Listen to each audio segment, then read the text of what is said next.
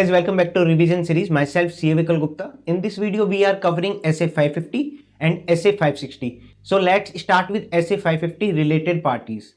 जब भी related parties की बात होती है तो वहां पे सिग्निफिकेंट रिस्क अराइज हो जाता है और रिलेटेड पार्टीज में एंटिटी फ्रॉड करने के चांसेस ज्यादा हो जाते हैं क्योंकि एंटिटी इजीली रिलेटेड पार्टी के साथ ट्रांजैक्शन करके फ्रॉड कंडक्ट कर सकती है क्योंकि वो आर्म लेंथ प्राइस के अबोव ट्रांजैक्शन कर सकती है या आर्म लेंथ प्राइस के बिलो ट्रांजैक्शन कर सकती है, तो वहां पे फ्रॉड होने के चांसेस ज्यादा हो जाते हैं। इसलिए ऑडिटर को कुछ प्रोसीजर परफॉर्म करने पड़ते हैं, अंडरस्टैंडिंग लेनी पड़ती है रिलेटेड पार्टी रिलेशनशिप की, ट्रांजैक्शंस की, जिससे वो आइडेंटिफाई कर पाए कि रिस्क ऑफ मटेरियल मिसस्टेटमेंट तो नहीं, कहीं वहां पे मटेरियल मिसस्टेटमेंट तो नहीं फाइनेंशियल स्टेटमेंट में। अगर ऐसी कुछ भी चीज है तो वो ऑडिटर आइडेंटिफाई कर पाए और उसके रिगार्डिंग एप्रोप्रिएट एक्शन ले पाए, इसलिए वो रिलेटेड पार्टी के रिगार्डिंग चीजें प्रोसीजर परफॉर्म करता है। बट ये ऐसे 550 बात करता है कि हमें ऑब्टेन करनी है understanding of related party relationship and transactions, कि एंटिटी के साथ कौन कौन सी रिलेटेड पार्टीज हैं और उनके साथ क्या क्या ट्रांजैक्शंस हुई, उसकी अंडरस्टैंडिंग लेंगे। लाइक ये हमारी एंटिटी है, इसके साथ आप पहले आइडेंटिफाई करोगे कि इसकी कितनी रिलेटेड पार्टीज है, फिर उसके साथ क्या क्या ट्रांजैक्शंस करी है, उसकी आप अंडरस्टैंडिंग लोगे irrespective of applicable financial reporting framework.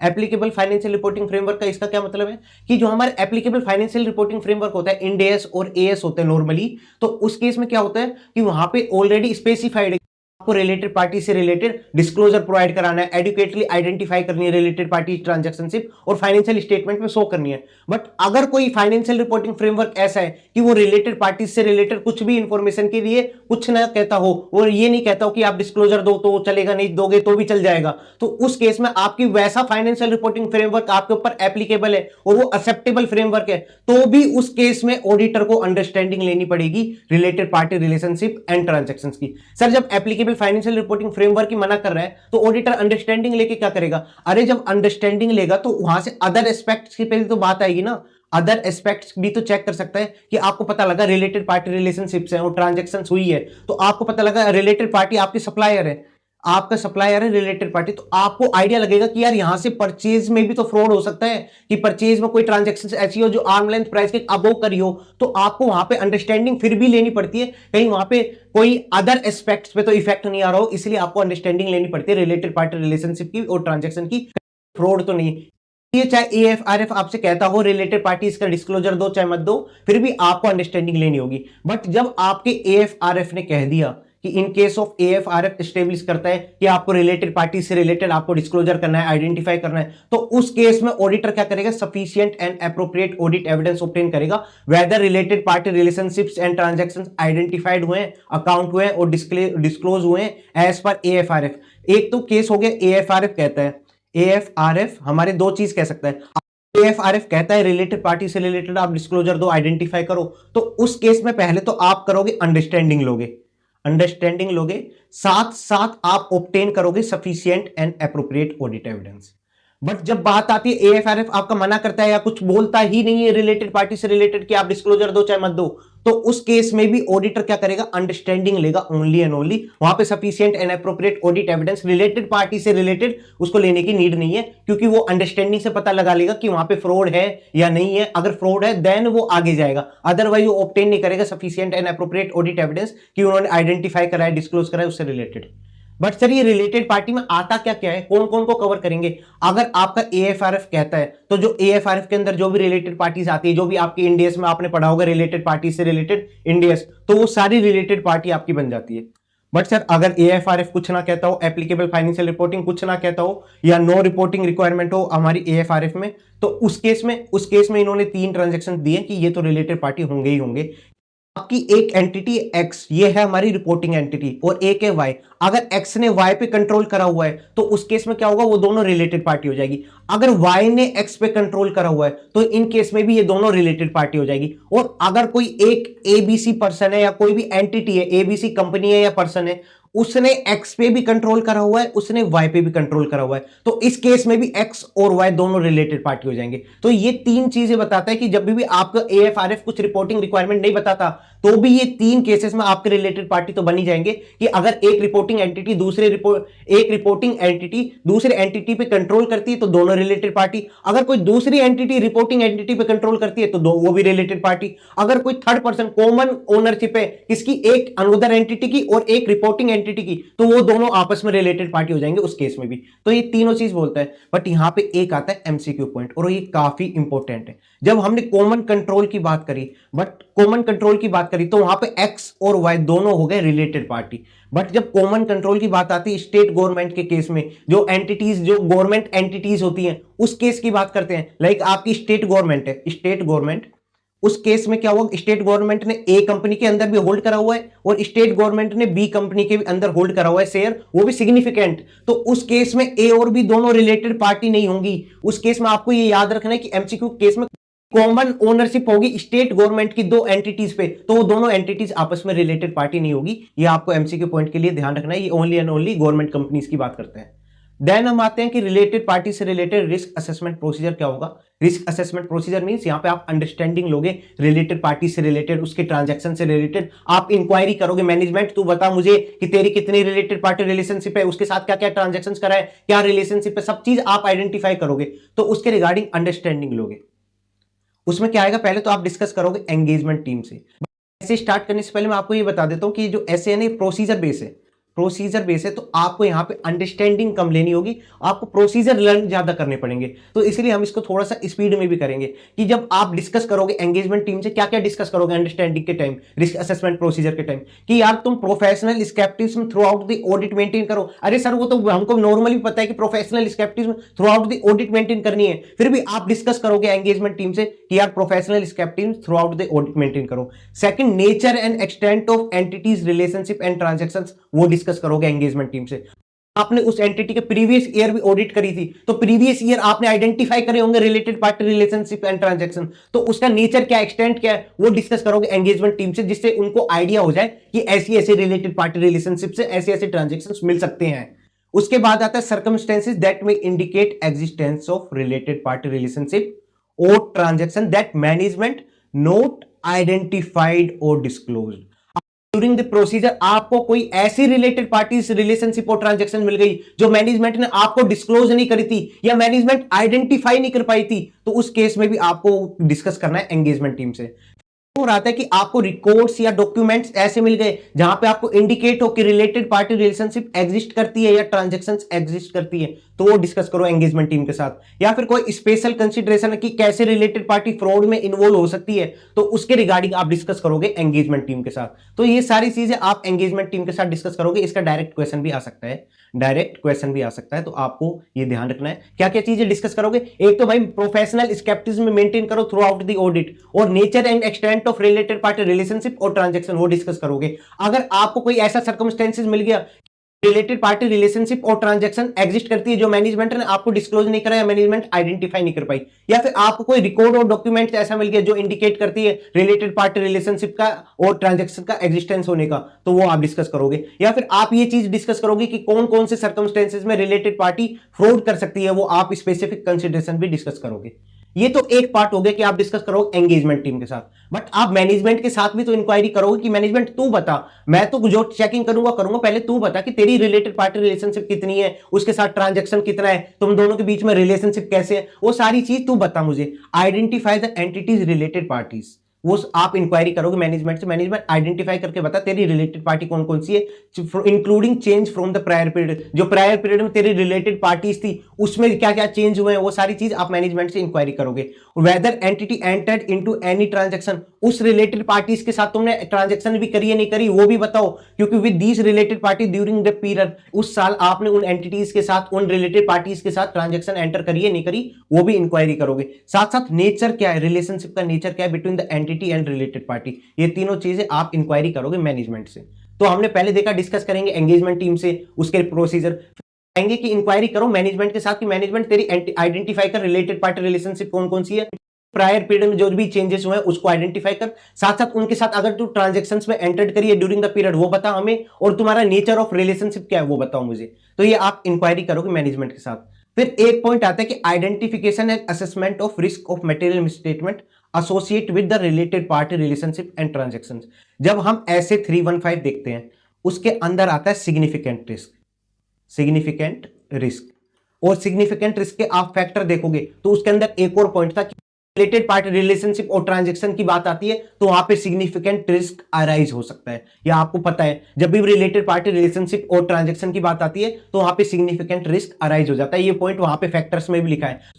Auditor shall determine whether any of those risk are significant risk. तो ऑडिटर को आइडेंटिफाई करना पड़ेगा कहीं कोई ऐसा रिस्क तो नहीं है जो सिग्निफिकेंट रिस्क हो। एंड इफ ऑडिटर आइडेंटिफाई कर लिया क्या, फ्रॉड रिस्क फैक्टर, जो हम ऐसे 240 के अंदर पढ़ के आए थे, फ्रॉड रिस्क फैक्टर, कोई ऐसे इवेंट जहां पे फ्रॉड होने के चांसेस ज्यादा हो जाते हैं, वहां पे आपको इंडिकेशन मिल जाता है कि यहां पे फ्रॉड होने के चांसेस हैं, ऐसा इंडिकेशन आपने आइडेंटिफाई कर लिया एसोसिएट विद रिलेटेड पार्टी, तो आपको एज पर 240 फ्रॉड को भी डिटेक्ट करना पड़ेगा, रिस्क ऑफ मटेरियल मिसस्टेटमेंट भी डिटेक्ट करनी पड़ेगी। जो रिस्क असेसमेंट प्रोसीजर है ऐसे 240 का, जहां पे इंक्वायर करते हैं मैनेजमेंट के साथ, टीसीडब्ल्यूजी के साथ, others with in the entity, revenue में हम अज्यूम करके चलते हैं कि यहां पे फैक्टर हो गई होगा, तो वो सारी चीजें आप परफॉर्म करोगे। और एक और चीज आपकी फ्रॉड रिस्क फैक्टर बन सकती है कि जब भी डोमिनेशन हो मैनेजमेंट में कोई सिंगल और ग्रुप ऑफ पीपल का, तो वहां पे आप वो फ्रॉड रिस्क फैक्टर बन सकता है। कैसे, एग्जांपल यहां पे गिवन है कि कोई सिग्निफिकेंट ट्रांजैक्शन एंटर्ड हुए, आप एंटिटी एंटर हुई और उसका फाइनल अप्रूवल के लिए रिलेटेड पार्टी के पास गई, एंटिटी तो एंटर कर रही है सिग्निफिकेंट ट्रांजैक्शन में, फाइनल अप्रूवल के लिए रिलेटेड पार्टी के पास जाना पड़ रहा है, तो वो क्या हुआ, वहां पे डोमिनेशन हो जाएगा, वहां पे फ्रॉड रिस्क फैक्टर अराइज हो जाएगा, वहां पे फ्रॉड होने के चांसेस मिल सकते हैं। Second, transaction involve related party are rarely independently reviewed.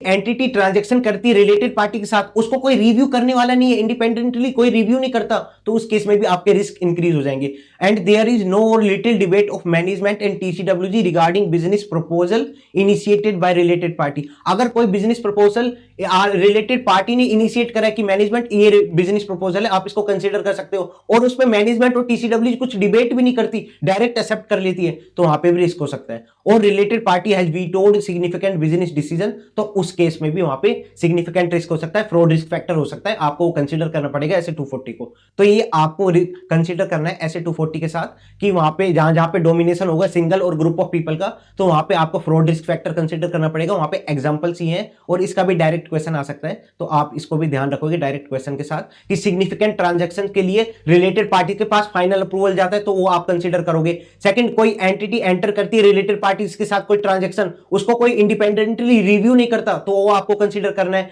और कोई बिजनेस प्रपोजल रिलेटेड पार्टी लेके आता है, उसके ऊपर कोई डिबेट ही नहीं होती, तो वो आपको कंसीडर करना है। या कोई रिलेटेड पार्टी ने वीटोड करा कोई बिजनेस डिसीजन जिस taken by management and TCWG, तो वो आपको कंसीडर करना है। तो ये सारे पॉइंट्स थे रिगार्डिंग डोमिनेशन के ऊपर, जब भी कोई सिंगल और group of people as a related party management के ऊपर डोमिनेट करता है, तो उस केस के एग्जांपल्स थे ये सारे पॉइंट्स। बट मैं आपको एक चीज बताना भूल गया, जब भी हम ऐसे 200 पढ़ रहे थे, ऐसे 200 में, तो वहां पे एक हमारी इनहेरेंट लिमिटेशन थी, इनहेरेंट लिमिटेशन थी। लिमिटेशन के अंदर क्या पॉइंट था, सर्टेन मैटर्स जहां पे ऑडिटर को डिफिकल्टी होती है to detect the risk of material misstatement, वहां पे एक पॉइंट था related party relationship and transactions, तो वहां पे इनहेरेंट लिमिटेशंस होती है ऑडिटर के पास कि वहां पे वो डिटेक्ट नहीं कर पाता सारी risk of material misstatement. Party relationship and transactions ऐसी होती है, वहां पे कोल्यूजन होता है मैनेजमेंट का, तो वहां पे हम आइडेंटिफाई नहीं कर पाते, तो आपको एक इनहेरेंट लिमिटेशन का भी कंसीडर करके चलना पड़ेगा।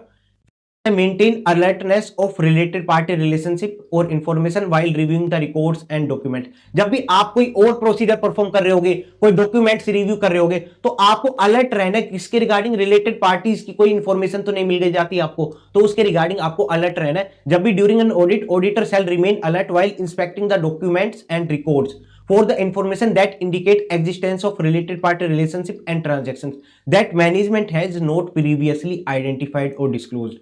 जब भी हम एंगेजमेंट टीम से डिस्कस क्यों करते थे कि यार कोई ऐसा रिलेटेड पार्टी, कोई ऐसा सर्कमस्टेंसेस जो मैनेजमेंट ने डिस्क्लोज नहीं करा और ऐसी रिलेटेड पार्टी ट्रांजैक्शन एग्जिस्ट करती है, हम एंगेजमेंट टीम से भी डिस्कस करते थे, और हमें अलर्ट भी रहना कोई ऐसी रिलेटेड पार्टी ट्रांजैक्शन एग्जिस्ट तो नहीं करती। जब भी आप कोई डॉक्यूमेंट्स और कोई रिकॉर्ड्स को चेक करोगे तो आपको अलर्ट रहना है। तो उसके रिगार्डिंग ये एग्जांपल्स भी गिवन है और इसका भी डायरेक्ट क्वेश्चन आ सकता है, तो ये आपको देखना है। ऑडिटर शैल इंस्पेक्ट फॉलोइंग डॉक्यूमेंट्स, कौन कौन से डॉक्यूमेंट्स चेक करेगा, legal and third party confirmation जब भी ऑडिट प्रोसीजर में ऑडिटर लेगा तो वहां से आइडेंटिफाई कर सकता है कि रिलेटेड पार्टी है या नहीं है। Second, minutes of meeting read करके वहां से आइडेंटिफाई कर सकता है कौन कौन रिलेटेड पार्टी है, अगर उसको पता लग सकता है तो वहां से। सच अदर रिकॉर्ड और डॉक्यूमेंट एज ऑडिटर में कंसिडर नेसेसरी, कोई और डॉक्यूमेंट्स को भी रिव्यू करके आइडेंटिफाई कर सकता है कि वहां पर रिलेटेड पार्टी रिलेशनशिप एग्जिस्ट करती है या नहीं करती। वो कौन कौन से रिकॉर्ड है, इनकम टैक्स रिटर्न देख सकता है, इंटरनल ऑडिट रिपोर्ट देख सकता है, कोई इंफॉर्मेशन सप्लाई करी है रेगुलेटरी अथॉरिटी को, अगर लिस्टेड एंटिटी आपने सेबी को इंफॉर्मेशन सप्लाई करी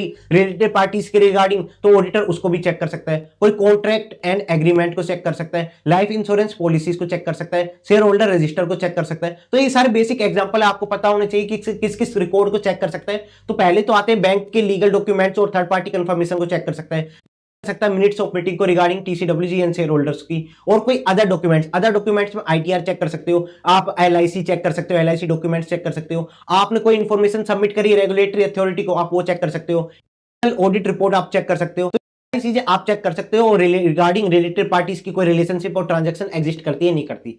फिर एक और पॉइंट आता है significant transaction that are outside the normal course of business. आपको कोई ऐसी ट्रांजैक्शन मिली जो outside the normal course of business थी और ये भी हमारा सिग्निफिकेंट रिस्क का पार्ट बनता था, ये भी हमारा सिग्निफिकेंट रिस्क का पार्ट बनता था। आपको पता हो तो ऐसे 315 में ये सिग्निफिकेंट रिस्क का पार्ट बनता था। जो भी transaction outside the normal course of business होती थी तो उसके रिगार्डिंग ऑब्टेन करेगा इंफॉर्मेशन और these transaction and evaluate whether fraud risk factor are present. और इन केस एएफआरएफ बोलता है कि आरपी की रिक्वायरमेंट कंप्लाई करनी है तो उस केस में आप आइडेंटिफाई करोगे risk of material statement related to related party. तो उसके अंदर आप कौन कौन से सिग्निफिकेंट ट्रांजैक्शंस हो सकते हैं जो outside the normal course of business होते हैं कि आप कॉम्प्लेक्स इक्विटी ट्रांजैक्शंस में एंटर करें तो वो हमारा outside the normal course of business होता है, क्योंकि वो कभी कभी रिकरिंग नेचर पे वो ट्रांजैक्शन इनकर्ड नहीं होते, कभी कभी इनकर्ड होते हैं तो outside the normal course of business होता है। Transaction with the circular arrangement हो तो उस केस में भी क्या होता है, outside the normal course of transaction हो जाता है।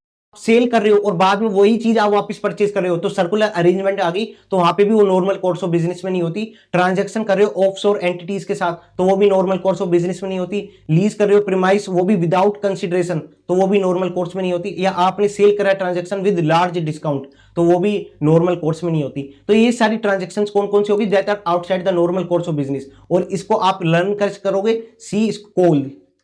ये आपका निमोनिक्स होगा। सी से मींस क्या होगा, C means complex equity transactions, C means circular arrangement, और O means offshore entity, L means leasing of premise without consideration, means sales with large discount. तो ये हमारा निमोनिक्स हो जाता है कोल्स, जिससे आपको आइडेंटिफाई कर पाओगे कौन कौन सी transaction outside the normal course of business में है। तो ये सारी transaction outside the normal course of business में।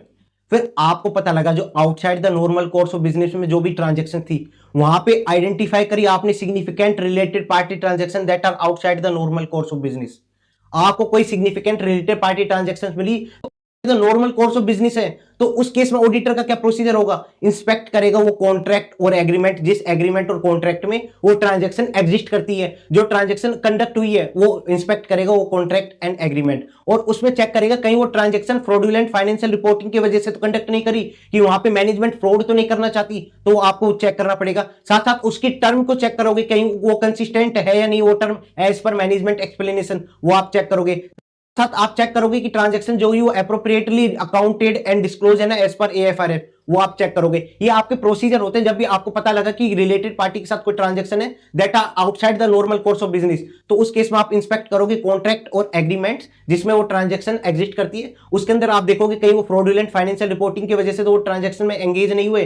सेकंड, उसके टर्म्स चेक करोगे। थर्ड, देखोगे प्रॉपर्ली अकाउंट और रिकॉर्ड हुई है, डिस्क्लोज हुई है ना एज पर एएफआरएफ, वो चीज चेक करोगे। फिर ऑब्टेन करोगे audit evidence that transaction has been appropriately authorised and approved. जब भी हम कंपनीज एक्ट देखते हैं तो वहां पर रिलेटेड पार्टी ट्रांजैक्शन अप्रूव करती है ऑडिट कमेटी, और रिगार्डिंग आपको चेक करना है कि वो प्रॉपर्ली ऑथराइज्ड है एंड अप्रूव्ड है ना, जब भी related party transaction outside the normal course of business होगी। ये तो एक पॉइंट हो गया। फिर एक क्वेश्चन आता है और ये मोस्ट इंपॉर्टेंट है, आपने कोई आइडेंटिफाई करी क्या रिलेटेड पार्टी रिलेशनशिप और ट्रांजैक्शन जो पहले आपको आइडेंटिफाइड नहीं थी, आइडेंटिफिकेशन ऑफ प्रीवियसली अनआइडेंटिफाइड और अनडिस्क्लोज रिलेटेड पार्टी रिलेशनशिप और significant related party transaction.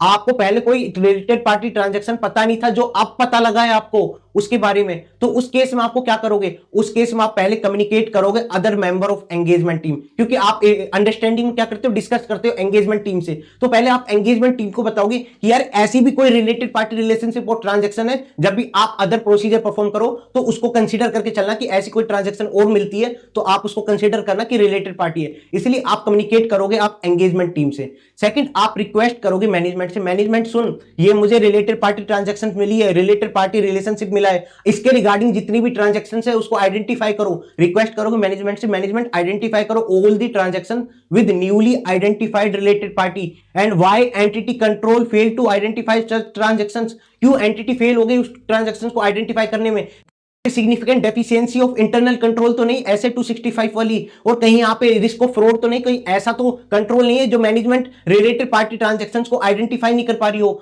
Significant deficiency of control की भी बात आ सकती है। तो आपको रिक्वेस्ट करना है मैनेजमेंट से, मैनेजमेंट पहले तो तुम सारी ट्रांजैक्शंस को आइडेंटिफाई करो जो भी न्यू रिलेटेड पार्टी हमने आइडेंटिफाई करी है और तुम्हारी एंटिटी ने कंट्रोल ने क्यों आइडेंटिफाई नहीं कर पाया, आप उसके रिगार्डिंग उनसे इंक्वायरी करोगे। रिगार्डिंग परफॉर्म करोगे सब्सटेंटिव ऑडिट प्रोसीजर, जहां पे आप चेकिंग करोगे उस रिलेटेड पार्टी रिलेशनशिप और ट्रांजैक्शंस के रिगार्डिंग कि कोई और ट्रांजैक्शन तो इनकट नहीं है, कहीं वहां पे फ्रॉड तो नहीं है, वो सारी चीजें आप सब्सटेंटिव ऑडिट प्रोसीजर परफॉर्म करोगे। फिर if non disclosure by management appeared intentional, कि मैनेजमेंट ने जानबूझ के ऑडिटर से छुपाई थी, जानबूझ के मैनेजमेंट कंसील करी थी वो रिलेटेड पार्टी रिलेशनशिप और ट्रांजैक्शन, तो वहां पे अदर इंप्लीकेशंस चेक करोगे, जो मैंने आपको बताया था जब भी आप अकाउंट्स पेबल की बात करते हो, सप्लायर की बात करते हो, तो उसका इफेक्ट कहां पे आता है, परचेज में भी आएगा। तो आप अदर एस्पेक्ट्स ऑफ ऑडिट देखोगे कि यहाँ पे मैनेजमेंट का इंटेंशनली मैनेजमेंट ने छुपाया है, तो जब आप ऐसे 240 कंडक्ट करोगे तो वहां पे आपको ध्यान रहेगा कि मैनेजमेंट की रिटर्न रिप्रेजेंटेशन के ऊपर आप रिलाई नहीं कर सकते, क्योंकि मैनेजमेंट चीजें छुपा रही है और आपको ऐसे 240 को भी कंसीडर करना पड़ेगा कि वहां पे रिस्क ऑफ मटेरियल मिसस्टेटमेंट हो सकती है, रिस्क ऑफ फ्रॉड हो सकता है, आपको सारे फैक्टर्स को कंसीडर करना पड़ेगा। जब भी आपने कोई आइडेंटिफाई करी रिलेटेड पार्टी रिलेशनशिप और ट्रांजैक्शन जो पहले अनआइडेंटिफाइड थी, अनडिस्क्लोज थी, तो उसके रिगार्डिंग आप ये सारे प्रोसीजर परफॉर्म करोगे। ये सब चीज कम्युनिकेट करोगे टीसीडब्ल्यूजी के साथ, communicate significant matters of related party with TCWG, matter discuss करेंगे significant matters of related party. TCWG involve in the managing entity, auditor communicate करेगा टीसीडब्ल्यूजी से सिग्निफिकेंट मैटर्स, कौन कौन से सिग्निफिकेंट मैटर डिस्कस कर सकता है, वो सारे ये पॉइंट है कि अगर नॉन डिस्क्लोजर मैनेजमेंट ने कोई सिग्निफिकेंट रिलेटेड पार्टी ट्रांजैक्शन के साथ कोई डिस्क्लोज नहीं करी कोई ट्रांजैक्शन, टीसीडब्ल्यू के साथ कम्युनिकेट करोगे, या फिर मैनेजमेंट ने कंप्लाई नहीं करा लॉ एंड रेगुलेशन का रिगार्डिंग रिलेटेड पार्टी रिलेशनशिप, तो वो आप टीसीडब्ल्यूजी के साथ कम्युनिकेट करोगे। आइडेंटिफाई करिए आपने कोई सिग्निफिकेंट रिलेटेड पार्टी ट्रांजैक्शंस जो ऑथोराइज्ड नहीं थी फिर भी ट्रांजैक्शन अपीयर हुई है रिलेटेड पार्टी के साथ, तो वो भी आप कम्युनिकेट करोगे टीसीडब्ल्यूजी के साथ। कोई डिसएग्रीमेंट हुआ है with management related to the accounting and disclosure, वो भी आप कम्युनिकेट करोगे टीसीडब्ल्यूजी के साथ। डिफिकल्टी हुई identifying the ultimate control entity को आइडेंटिफाई करने में आपको कोई डिफिकल्टी हुई, तो वो भी आप टीसीडब्ल्यूजी के साथ कम्युनिकेट करोगे कि आपका कोई कॉम्प्लेक्स स्ट्रक्चर है, एंटिटी का कोई कॉम्प्लेक्स स्ट्रक्चर है कि आपकी काफी सब्सिडरी है, काफी पेरेंट एंटिटी है, तो आपको डिफिकल्टी हो रही है कंट्रोल ऑफ एंटिटी को पता करने में, तो उस केस में वो आप डिस्कस करोगे टीसीडब्ल्यूजी के साथ। तो कौन कौन से मैटर डिस्कस करोगे टीसीडब्ल्यूजी के साथ रिलेटेड टू रिलेटेड पार्टी, वहां पे आप डिस्कस करोगे non disclosure by management, management ने कोई रिलेटेड पार्टी ट्रांजैक्शंस के रिगार्डिंग कोई डिस्क्लोजर नहीं दिया, या मैनेजमेंट ने कंप्लाई नहीं करी लॉ एंड रेगुलेशन की रिगार्डिंग रिलेटेड पार्टी रिलेशनशिप और ट्रांजैक्शन, आपने कोई ऐसी सिग्निफिकेंट रिलेटेड पार्टी ट्रांजैक्शन को आइडेंटिफाई करा जो प्रॉपर्ली ऑथराइज नहीं थी, आपका डिसएग्रीमेंट मैनेजमेंट के साथ regarding accounting and disclosure of related party transactions, या फिर कोई डिफिकल्टी हुई आपको identifying the control of the entity, तो उस केस में आप डिस्कस करोगे टीसीडब्ल्यूजी के साथ। इसका भी एक डायरेक्ट क्वेश्चन आ सकता है, ऐसे ना रिलेटेड पार्टी का यहां से डायरेक्ट क्वेश्चन आने के चांसेस हैं, केस स्टडी आने के चांसेस कम है, तो केस स्टडी आएगी भी तो वो जो प्रीवियसली अनआइडेंटिफाइड और अनडिस्क्लोज रिलेटेड पार्टी के रिगार्डिंग जो जो प्रोसीजर थे वही उसी से रिलेटेड आएगी, उसके अलावा नहीं आएगी। फिर आएगा return representation where AFRF establish related party requirement, तो आपको ऑब्टेन करना है रिटर्न रिप्रेजेंटेशन। क्यों एएफआरएफ एस्टेब्लिश करती है, तो ही क्यों लेना है, क्योंकि एएफआरएफ में क्या बोलते हैं कि आपने डिस्क्लोज करा है all related party relationship and transactions, तो उसके रिगार्डिंग आप रिटर्न रिप्रेजेंटेशन लोगे। सेकंड, एप्रोप्रिएटली अकाउंट करा है डिस्क्लोज करा है रिलेटेड पार्टी रिलेशनशिप और ट्रांजैक्शंस एज पर एएफआरएफ, तो उसकी रिटर्न रिप्रेजेंटेशन लोगे। तो ये दोनों किससे रिलेटेड है? एएफआरएफ से। जब आपकी एएफआरएफ कहेगी रिलेटेड पार्टी से रिलेटेड, तो आप तभी लोगे ना रिटर्न रिप्रेजेंटेशन, अदरवाइज तो आप सिर्फ अंडरस्टैंडिंग लोगे तो और अदर एस्पेक्ट्स पे देख लोगे कि उसका क्या इफेक्ट आएगा, तो आप वहां पे ऑब्टेन नहीं करोगे sufficient and appropriate audit evidence, वहां पे आप रिटर्न रिप्रेजेंटेशन नहीं लोगे। तो यहाँ पे हमने रिलेटेड पार्टी को कंप्लीट करा। सबसे पहले हमने देखा रिलेटेड पार्टी की डेफिनेशन क्या होती है। वहां पे एक ताकि कॉमन कंट्रोल है, कोई स्टेट गवर्नमेंट या कोई गवर्नमेंट आपके कॉमन कंट्रोल करती है दो एंटिटी पे, तो आपस में रिलेटेड पार्टी नहीं होगी। फिर आप अंडरस्टैंडिंग लोगे रिलेटेड पार्टी का, पहले डिस्कस करोगे एंगेजमेंट टीम के साथ कि मेंटेन करो अपने professional scepticism and extent of related party relationship और ट्रांजैक्शन। कोई सर्कमस्टेंसेस ऐसे मिले जो मैनेजमेंट ने आपको नहीं बताया, डिस्क्लोज नहीं करी, कोई रिलेटेड पार्टी ट्रांजैक्शन जो आपको मिल गई, या आपको रिकॉर्ड या डॉक्यूमेंट में ऐसी ट्रांजैक्शन मिल गई, तो सारी चीजें आप डिस्कस करोगे एंगेजमेंट टीम से। फिर करोगे मैनेजमेंट से कि मैनेजमेंट कोई ऐसी आइडेंटिफाई करो related party relationship including change in prior period, वो आप आइडेंटिफाई करो। साथ साथ उसके साथ आप ट्रांजैक्शंस में एंटर्ड हुए हैं वो ड्यूरिंग द पीरियड वो आप बताओ। साथ साथ आप ये भी बताओ कि उसके साथ आपका नेचर ऑफ रिलेशनशिप क्या था। फिर हमने देखा था कि ऐसे 240 को भी कंसीडर करना पड़ेगा क्योंकि सिग्निफिकेंट रिस्क हो सकता है रिलेटेड पार्टी में, तो वहां पे एक फ्रॉड रिस्क फैक्टर हो सकता है। जब भी डोमिनेट करेगा सिंगल और ग्रुप ऑफ पीपल, तो वहां पे हमारा फ्रॉड रिस्क फैक्टर भी कंसीडर कर सकते हैं। तो उसके अंदर कौन कौन से पॉइंट आए थे कि जब भी रिलेटेड पार्टी वीटोड कर देती है कोई सिग्निफिकेंट ट्रांजेक्शन को,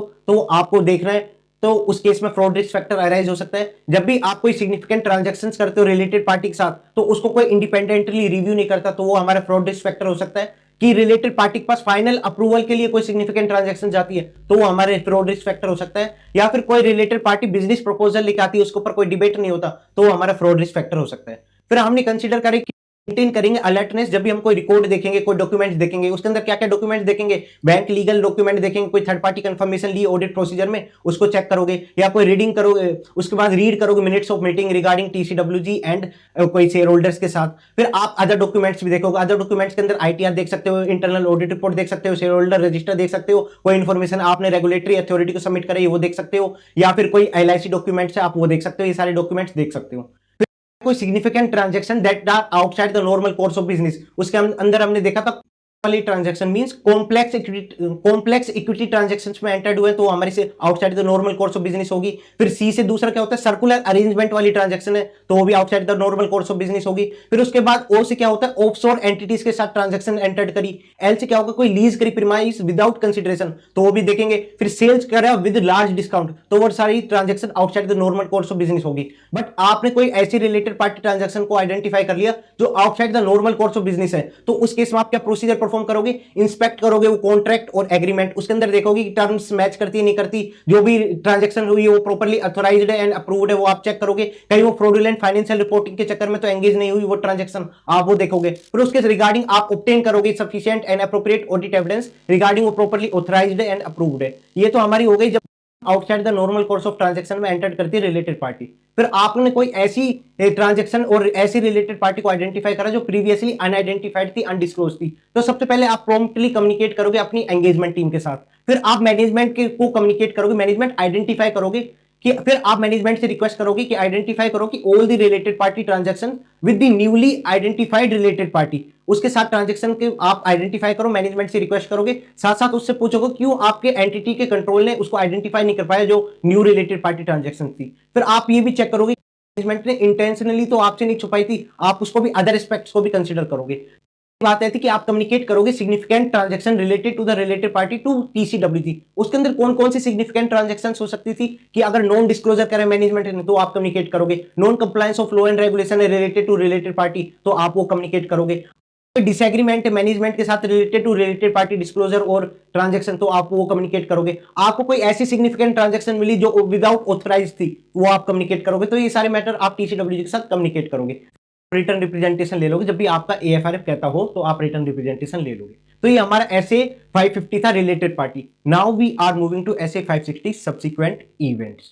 560 सब्सिक्वेंट इवेंट्स, इसकी जब बात करते हैं जब भी आपकी 31 ऑफ मार्च हो चुकी है उसके बाद जो जो ट्रांजैक्शन होगी वो हमारे क्या कंसीडर करेंगे, सब्सिक्वेंट इवेंट्स। इसके अंदर 3 केस आते हैं, एक तो event occurring between the date of financial statement and up to the date of audit report. ये आपकी टाइमलाइन है, ये हमारी 31 मार्च है, ये आपकी ऑडिट रिपोर्ट की डेट है और ये आपके फाइनेंशियल स्टेटमेंट इशू होने की डेट है। अगर इन दोनों के बीच में ट्रांजैक्शन की बात हो रही है तो वो ये बात हो गई event occurring between the date of financial statement and the date of audit report. अगर आपको पता लगा कोई date after the audit report but before the financial statement issued, तो ये इसकी बात कर रहा है, तो इसमें आप यहां कंसीडर करोगे। अगर आपको कोई फैक्ट पता लगा after the financial statement has been issued, तो इसका मींस ये वाली डेट्स का आप यहां पे कंसीडर करोगे। तो ये तीन हमारे केस हो सकते हैं जहां पे सब्सिक्वेंट इवेंट्स अराइज हो सकते हैं। बट ऑडिटर का ऑब्जेक्टिव क्या होता है सब्सिक्वेंट इवेंट्स में? ऑब्टेन करना sufficient and appropriate audit evidence. जो भी इवेंट अकर हुए हैं between the date of financial statement and the date of audit report, ये फर्स्ट वाली केस की बात कर रहा है। फर्स्ट वाला केस हमारे लिए ज्यादा इंपॉर्टेंट है क्योंकि हमने ऑडिट रिपोर्ट तब तक इशू नहीं करी थी। तो उस केस में आपको देखना पड़ेगा जो भी इवेंट्स और ट्रांजेक्शन है वो अप्रोप्रिएटली रिफ्लेक्ट हुए, फाइनेंशियल स्टेटमेंट में नहीं हुए। जो इवेंट और ट्रांजेक्शन रिफ्लेक्ट होनी चाहिए थे एज पर AFRF, वो रिफ्लेक्ट हुए नहीं हुए, उसके रिगार्डिंग आप ऑब्टेन करोगे sufficient and appropriate audit evidence. याद रखना उसके रिगार्डिंग आप sufficient and appropriate audit evidence obtain करोगे। हम बात करते हैं इन दोनों केसेस की। इस केस में आप sufficient and appropriate audit evidence obtain नहीं करोगे और रेस्पॉन्ड करोगे appropriately the fact that become known to the auditor after the date of audit report. मतलब इन दोनों केस में आपको एप्रोप्रिएटली रेस्पॉन्ड करना है, वहां पे ऑब्टेन नहीं करना sufficient and appropriate audit evidence. हम क्या क्या प्रोसीजर परफॉर्म करेंगे वो हम डिस्कस करते हैं। पहला केस आता है event occurring between the date of financial statement and the date of audit report. उस केस में हमें ऑब्टेन भी करना है sufficient and appropriate audit evidence. तो उसका प्रोसीजर क्या होगा?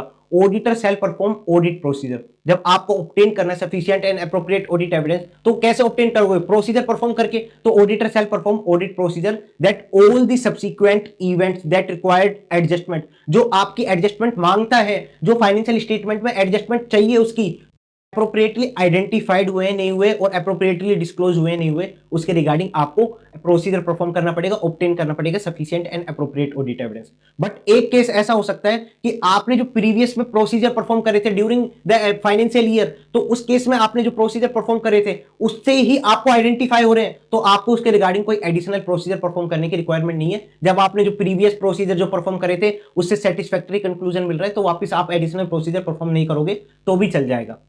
सर ऑडिटर क्या क्या प्रोसीजर परफॉर्म करेगा उसके रिगार्डिंग सब्सिक्वेंट इवेंट्स के रिगार्डिंग? तो यहाँ पे प्रोसीजर गिवन है कि पहले तो आप अंडरस्टैंडिंग लोगे और procedure establish by management. Management ने कौन कौन से प्रोसीजर एस्टेब्लिश कर रखे हैं जिससे मैनेजमेंट आइडेंटिफाई कर पाए सब्सिक्वेंट इवेंट को, तो वो कौन कौन से कंट्रोल है, कौन कौन से प्रोसीजर एस्टेब्लिश कर रखे मैनेजमेंट ने, उसकी अंडरस्टैंडिंग लोगे। फिर मैनेजमेंट से ही इंक्वायरी करोगे, मैनेजमेंट और TCWG तुम्हें कोई ऐसा सब्सिक्वेंट इवेंट मिलेगा जो एडजस्टमेंट मांगता था, जिसकी एडजस्टमेंट होनी चाहिए थी, तो आपको वो इंक्वायरी करोगे मैनेजमेंट।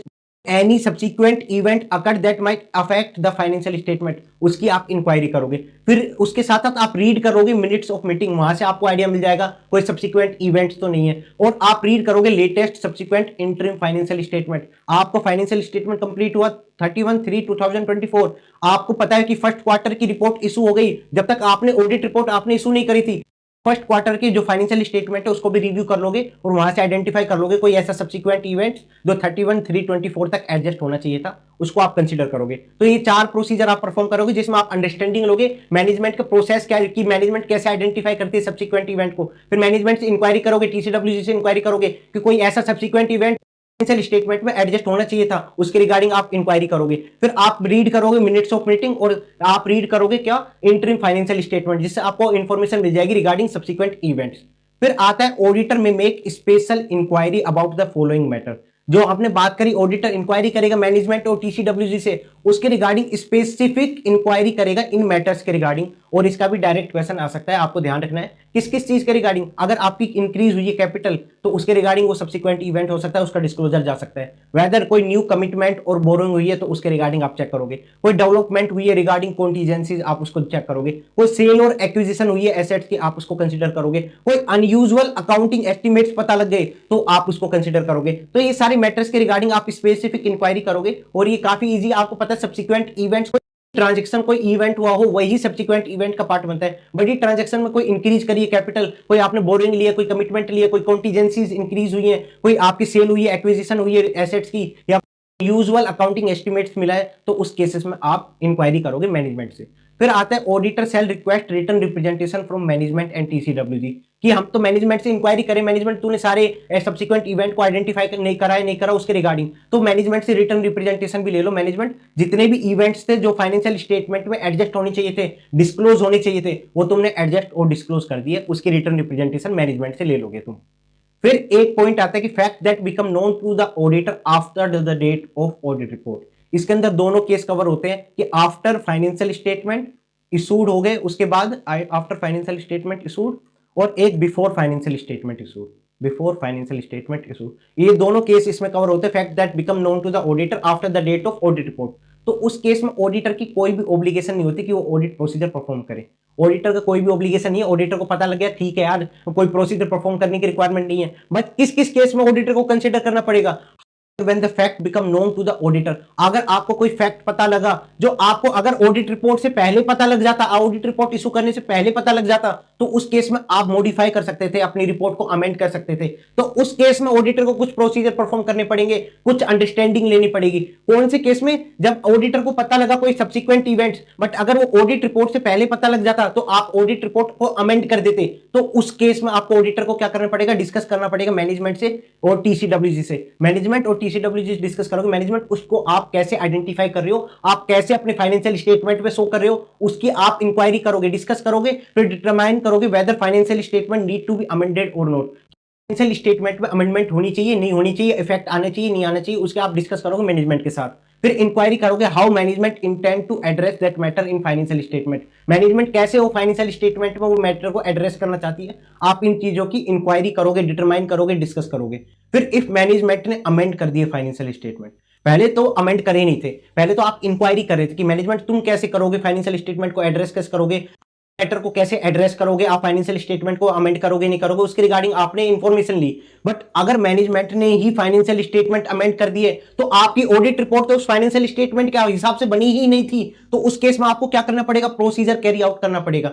सिर्फ इसी केस में प्रोसीजर कैरी आउट करना पड़ेगा, अदरवाइज आपकी कोई प्रोसीजर एडिशनल प्रोसीजर करने की कोई भी ऑब्लिगेशन नहीं होती। बट आपको कोई ऐसे फैक्ट पता लगे कि यार अगर ऑडिट रिपोर्ट से पहले पता लगते तो ऑडिट रिपोर्ट अमेंड हो जाती, तो उस केस में पहले तो मैनेजमेंट से डिस्कस करो, मैनेजमेंट फाइनेंशियल स्टेटमेंट अमेंड करना चाहते हो, और फिर कोई उस मैटर को आप कैसे एड्रेस करना चाहते हो, इंक्वायरी करोगे, डिस्कस करोगे मैनेजमेंट और टीसीडब्ल्यूजी के साथ। बट अगर मैनेजमेंट ने अमेंड कर दी फाइनेंशियल स्टेटमेंट तो आपको ऑडिट प्रोसीजर कैरी करने पड़ जाएंगे, और extend these procedure to the date of new audit report. और उस प्रोसीजर को कब तक एक्सटेंड करोगे? Up to the date of new audit report. अगर मैनेजमेंट उसके बाद के भी कंसीडर करती है तो हमको कोई लेना देना नहीं है, न्यू ऑडिट रिपोर्ट की डेट तक ही कंसीडर करेंगे वो सारे प्रोसीजर को। फिर provide a new audit report, फिर आपको न्यू ऑडिट रिपोर्ट प्रोवाइड करनी पड़ेगी on the amended financial statement. जो अमेंडेड फाइनेंशियल स्टेटमेंट है, जो मैनेजमेंट ने अमेंड करे फाइनेंशियल स्टेटमेंट, उसके ऊपर आप न्यू ऑडिट रिपोर्ट प्रोवाइड करोगे। And new audit report shall not date earlier than the date of approval of amended financial statement. ये तो सब बेसिक है ना, अमेंडेड फाइनेंशियल स्टेटमेंट अप्रूव हुए हैं उससे पहले की तो आपकी डेट नहीं होगी ना अमेंडेड ऑडिट रिपोर्ट की, तो वो आपको कंसीडर करना है।